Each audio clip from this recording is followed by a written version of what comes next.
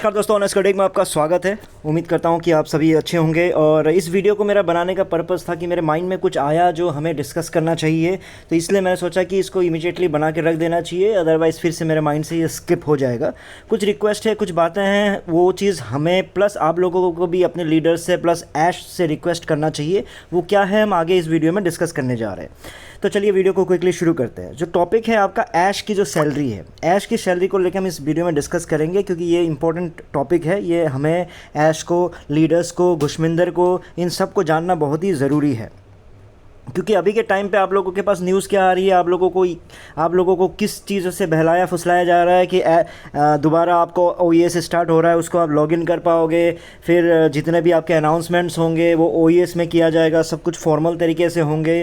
तो इस तरह की बातें आप लोगों के लिए कोई बड़ी चीज़ नहीं है, जो पुराने कई सालों से ऑनपैसिव के साथ जुड़े हुए हैं। तो इस तरह के आपके अनाउंसमेंट्स आते रहते हैं, इसमें कुछ खास ऐसा फ़र्क पड़ने वाला नहीं है। क्योंकि आप लोगों को याद होगा इस तरह का फॉर्मल, अभी तो मुझे अपने टाइम का भी याद आ रहा है कि बहुत सारी घटनाएँ घटी, इधर हुई, उल्टा पुल्टा न्यूज़ आया। उसके बाद ऐश ने अनाउंसमेंट किया कि अब हमारे पास 3 टैब होंगे। क्या टैब होंगे, आपको लॉगिन जो याद होगा ना, जहाँ पे लॉगिन करते थे वहाँ पे 3 टैब होते थे कि भैया मैनेजमेंट वाले अलग से डालेंगे, एम्प्लॉयज़ वाला अलग से डालेंगे, और ऐश का एक अलग सा कॉलम बनाया गया था। अगर आप लोगों को याद होगा 3 टैब्स बनाए गए थे। तो बस वो जो उसमें कुछ दिन का अनाउंसमेंट था, ऐश ने 1-2 चीज़ें डाली, उसके बाद जो भी होता था उस टैब में कोई अनाउंसमेंट होना बंद हो गया।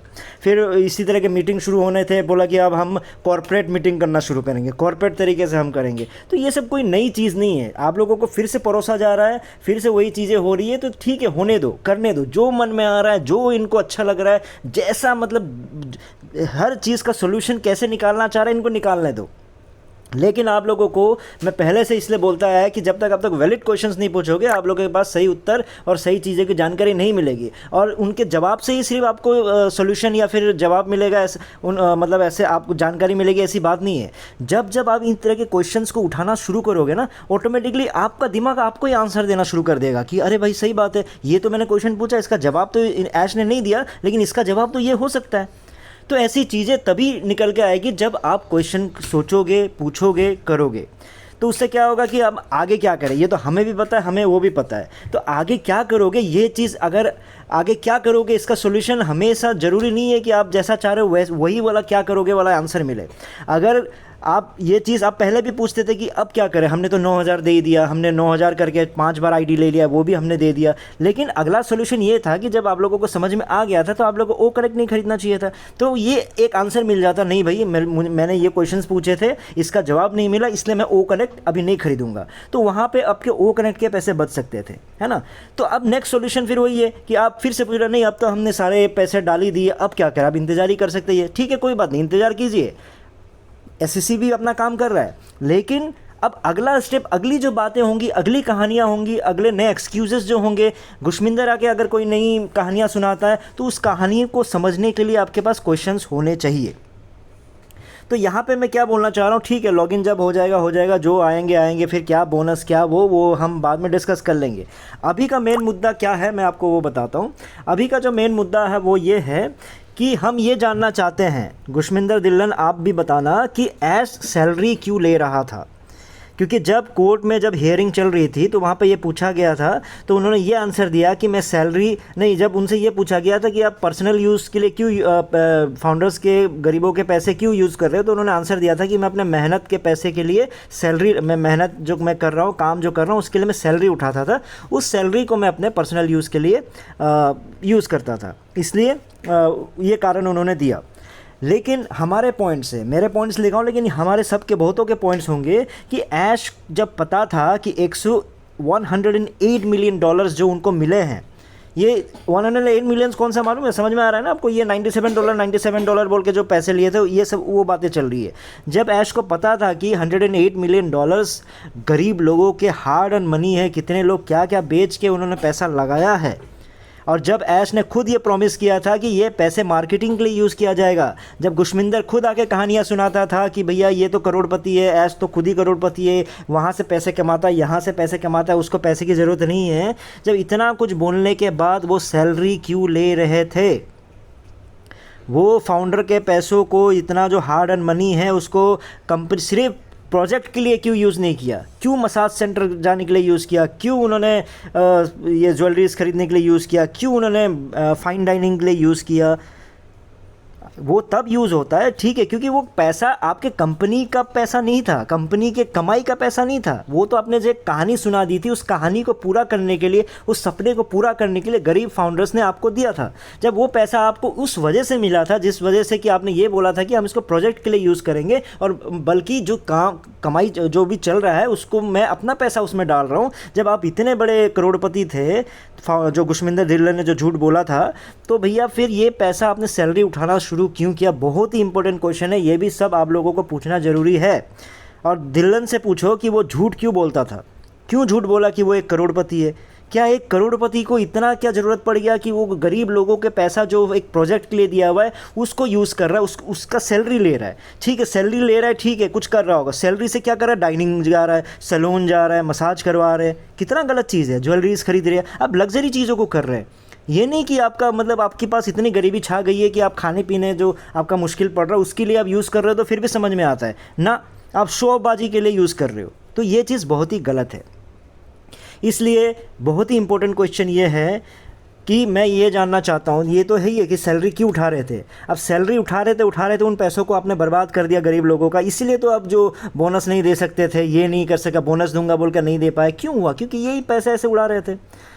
चलिए वो तो गया, लेकिन अब इम्पोर्टेंट क्वेश्चन ये है कि ऐश ने, आपने जाके जब कोर्ट में ये सब बातें चल रही थी तो अपने जज को अपना जो प्लान है गरीब लोगों का उद्धार करने का, जो आपका छिपा हुआ प्लान है, जो इतने सालों से आपने बोला था, जो गजब का प्लान है, जो आपका ये गुशमिंदर आके जो कहानियाँ सुनाता है ना कि इतना गजब का प्लान है, वो जो गजब का प्लान है गरीबों का उद्धार करने वाला, वो आपने जज को क्यों नहीं दिखाया? जज को क्यों नहीं समझाया? एसईसी को क्यों नहीं दिखाया? एसईसी को क्यों नहीं समझाया? अगर उनको ये दिखा दिया होता तो भैया तो कितनी मतलब कि वो भी वाह वाह करते और बोलते कि नहीं, आप लोग गरीबों की मदद के लिए इतना काम कर रहे हो, ये प्लान तो ज़बरदस्त है, तो डेफिनेटली आपको रिहाई दे देता। अगर आपको रिहाई दे देता तो आप सोच के देखो, ये जो दोबारा अब जो फाउंडर्स के पैसे को बर्बाद करोगे, ये जो अटॉर्नी के फ़ीस देने में कितना लीगल फ़ीस इनका कितना जाता, घंटों के हिसाब से जाता, इतने मतलब लाखों में जाते हैं, आप लोगों को समझ नहीं आ रहा है। और ये पैसे कहाँ से निकलेंगे मालूम है? ये जो दोबारा आपने ये दिया ना ये ख़रीदने के लिए, क्या बोलते हैं, वो कनेक्ट जो ख़रीदा था आपने जोश में, जो जल्दी जल्दी में लॉन्च करके ऐश ने आपसे पैसे वसूल कर लिए थे, ये सारे पैसे वहाँ डूबने वाले, क्योंकि ये लंबा खींचेगा। और अटॉर्नीज़ के भैया इतना, और ऊपर से इतना महंगा हायर करके रखा हुआ है, जो कितना चार्ज करता है उसके बारे में हम किसी और वीडियो में डिस्कस कर लेंगे। तो मेरा यही क्वेश्चन है कि आप सीधा साधा, इतना कुछ आपके पास है, इतना कुछ छिपा हुआ राज है, इतना कुछ आपके पास ज़बरदस्त प्लान है, क्यों नहीं बता देते हो जज को? क्यों नहीं दिखा देते हो? दिखा दो भैया, गरीबों के उद्धार के लिए हर कोई आगे आएगा। इसलिए मैं ये बार बार क्वेश्चन इसलिए पूछना चाह रहा हूँ, क्यों? क्योंकि ये जो $97 आपने जो अपने लग्जरी, अपने पर्सनल यूज़ के लिए बर्बाद कर दिया कोई बात नहीं, लेकिन ओ कनेक्ट को बेचने के बाद आपके पास जो पैसे आए 2023 में, जो पैसे आए, जो आपने बहाना मार दिया, यहाँ फंस गया, वहाँ फंस गया, ये कर दिया, वो कर दिया, जो भी कर दिया हो, वो अटॉर्नी के जो फ़ीस है, आपका जो लड़ाई करने का, आपका जो इनके साथ जो लड़ाई चल रही है, एसईसी के साथ लड़ाई चल रही है, आपकी कानूनी कार्रवाई जो चल रही है ना, इसके लड़ने में सारा जो पैसा बर्बाद होने जा रहा है, ये बर्बाद ना हो। इसका सोल्यूशन बड़ा सिंपल सा है, ऐश समझो। अगर आप सच्चे हो तो जज को वो प्लान, गरीबों वाला प्लान दिखा दो। कैसे दिखा दो? कि भैया ये जो मैंने प्लान बनाया है, ये जो पैसे लिए हैं, और ये जो पैसा अगला जो लिया, पहला जो लिया, ये इस वजह से लिया कि ऐसे ऐसी प्लानिंग है, ऐसे गरीब लोगों की मदद होने वाली है, ये देखो कैसे पैसे आएंगे। लेकिन नहीं, आप नहीं दिखाओगे। क्यों नहीं दिखाओगे दोस्तों? मैं यही चीज़ आप लोगों को समझाना चाह रहा हूँ। क्यों? क्योंकि ऐसा कभी भी, मैं हमेशा से बोलता था कि ऐश के पास ऐसा कभी प्लान ना था ना है। वो सिंपल एक एफिलेट मार्केट, पहले वो MLM बनाना चाह रहे थे, जब देखा कि इसमें लीगल इश्यूज़ आ रहे हैं, अब वो बस एक ओ कनेक्ट बना दिया। ओ कनेक्ट भी तब जाके बना जब SEC का केस हुआ, तो जल्दी जल्दी में फिर सब कुछ लॉन्च किया। उसके बाद फिर उन्होंने वही क्या किया कि तुम बेचोगे तो मिलेगा, बेचोगे तो मिलेगा, हम मार्केटिंग करके हम वो करेंगे, ये करेंगे। कितने ट्रैफिक आ गए मार्केटिंग करके। एंड ऑफ द डे आप लोगों को ही बेच के, जो बेच पाएगा ओ कनेक्ट, वो कमीशन पाएगा, बोनस पाएगा, जो नहीं कर पाएगा उसको नहीं मिलेगा। बड़ा सिंपल सा है। इसलिए आपसे बस एक ही रिक्वेस्ट है कि प्लीज़ आप फाउंडर्स को इस बात का वादा कीजिए, इस बात को क्लैरिफाई कर दीजिएगा कि ओ कनेक्ट के जो पैसे आपने सितंबर में लिए थे ये आप अपने पर्सनल यूज़, यानी जैसे कि अटॉर्नी के फ़ीस भरना, लीगल लड़ाइयाँ लड़ने का जो खर्चा निकालना, उस पे आप नहीं करोगे, वो आप अपने पर्सनल पैसों से करोगे। और ऐश को ये भी प्रॉमिस करना पड़ेगा और ये भी बताना पड़ेगा आके आप लोगों को, आप लोग बोलो जाके ऐश से बोलो कि आप दोबारा सैलरी नहीं उठाओगे। ये जो बहाने बना रहे थे ना कि मैं इसलिए मेहनत करता था, ये करता था, इसलिए सैलरी उठाते थे, इधर घर बार बेच के लोग आपको पैसे दिए थे, उसको चुकाने में, उसका जो इंटरेस्ट भरने में इन्होंने जो किए है ना, उसके बदले आपका मेहनत कुछ नहीं है। आप लोगों ने जो सैलरी बनकर दी थी हैदराबाद में, मेहनत वो कर रहे थे, आप तो कहानियाँ सुना रहे थे। तो इसलिए आपको 2 वादे बहुत ही इंपॉर्टेंट आप लोगों के लिए करना कि ओ कनेक्ट के पैसों को आप पर्सनल यूज़ के लिए नहीं करोगे, ना ही ये जो आपका लड़ाई चल रहा है एसएससी के साथ, इसको जो लीगल लड़ाई लड़ने के लिए भी उसका इस्तेमाल नहीं होना चाहिए। दूसरा, आप कोई भी सैलरी नहीं उठाओगे, कोई हक नहीं है। हाँ, जिस दिन आप तब सैलरी उठाओगे जब ऑन पैसिव कमाना शुरू कर देगा, जब फाउंडर कमाना शुरू कर देगा, तब जाके आप सैलरी उठाओगे। तब हम बोलेंगे कोई बात नहीं, आप सैलरी उठाओ, जो मेहनत कर रहे हो उसका पैसा उठाओ। गरीबों का पैसा यार तुम जमा करके तुम उससे सैलरी उठा रहे हो और जाके मसाज करा रहे हो। बहुत ही गलत बात है यार, बहुत ही बुरा लगा, क्योंकि ये बात तो छिपी हुई थी। वो तो अच्छा हुआ एसएससी ने उजारा, उसको एसएससी ने जब बात खोला तो आपने खुद स्वीकार किया कि मैं सैलरी लेता था और मैं मसाज करवाता था। ठीक है दोस्तों, उम्मीद करता हूँ कि आपको ये चीज़ें समझ में आया हो। आप डेफिनेटली ये क्वेश्चन सबसे पूछिए, गुशमिंदर से पूछिए, उनको मैसेज डालिए। ये सब डरने डराने का टाइम नहीं रहा। ये मत सोचना कि ये ऐसा कुछ हो जाएगा तो मेरा कुछ उद्धार होने से, करोड़पति बनने से रह जाऊँगा। कुछ नहीं बनने वाला, कोई प्रॉपर प्लान नहीं है। ये आपसे ओ कनेक्ट बिकवाएंगे और कोई दूसरा रास्ता नहीं है इनके पास, ये मैं कन्फर्म हो चुका हूँ। तो इस वीडियो में इतना ही था। नए वीडियो में नए टॉपिक के साथ आऊँगा, तब तक के लिए टेक केयर, बाय बाय।